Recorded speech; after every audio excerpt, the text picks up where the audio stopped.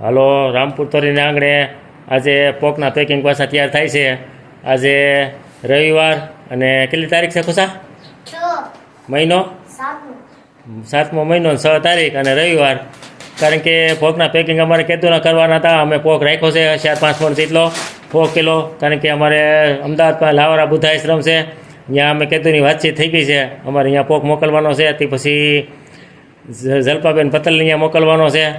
ઓલું જે આશ્રમ છે ને, કેવો આશ્રમનું નામ તો હું ભૂલી ગયો, જલપાબેન પટેલ અમરધામ આશ્રમ, ત્યાં મોકલવાનો છે. એટલે અમારા ખુશાભાઈ કંઈ નવરા નહોતા અને અમારે આ થોડીક મોસમ જેવું હતું, વાવડી થઈ હતી, નવરી નહોતી. તો બધાએ પેકિંગ અમારે ખુશાભાઈ કર્યા છે, બધાએ. કારણ કે એણે જોઈખા પેકિંગ કર્યા અને મેં ખાલી સિલાઈ મારી છે અને પાછું સાપુ સતાડે છે.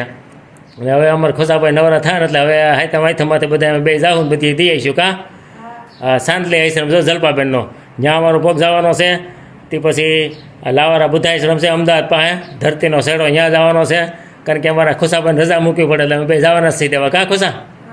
કેવી મજા આવે બાકી જાદરીઓને ખાવાની? કાં? હા, અમે આ પોક અમારે વાતચીત થઈ ગઈ હતી એટલે અમે રાખ્યો તો એ બે ઠેકાણે દેવા 150 કિલો રાખ્યો છે અમે. પછી અમારી પાસે ગ્રાહક હોય એટલે કોઈને 5 કિલો જોતા પછી 2 કિલો દઈ, એટલે એમ કરી કરીને સસવેરે રાખે એટલે અમારે વર પૂરું થઈ જાય. પણ આ 150 કિલો તમે રાખ્યો છે પોકમાં ટૂંકમાં, અને થોડીક ટાઈમ મળે એટલે એ રીતે અમે મોકલાવીશું બધી. મારા નંબર છે 91 61 45 કારુભાઈ થોમર, રામપુર તોરીને આંગણે. જાય ખુશાભાઈ નહીં બતાડે છે, જો પેકિંગ ચાલુ છે. બતાડો ભણો તમે. હવે થોડાક રહ્યા છે, હવે જો એટલા રહ્યા છે ને પછી આપણે પેકિંગ કરી દેવું.